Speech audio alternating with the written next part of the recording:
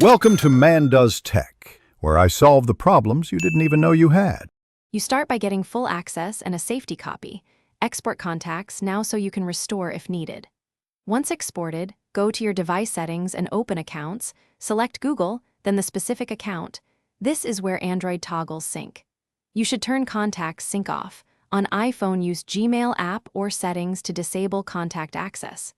Make sure to pause sync before deleting anything in Google Contacts. Otherwise, deletions will propagate and could be irreversible without your exported backup. Now you remove the synced contacts from Google itself so devices stop receiving them. You'll work in Contacts.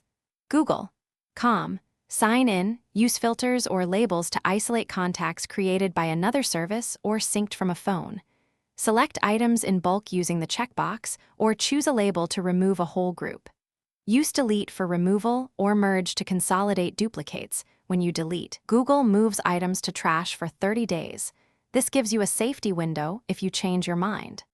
To finish, empty the contacts trash so deleted items can't resync, and verify on each device that the changes took effect. Once done, re-enable sync briefly to confirm the list matches your intention, then leave sync off if you want to prevent future automatic imports. If contacts reappear, clear the Gmail or Contacts app cache, remove and re-add the Google account, or restore your exported CSV or vCard. That last tip often fixes stubborn sync conflicts. Use it if things go wrong. Thanks for watching. If you found this helpful, don't forget to like and subscribe.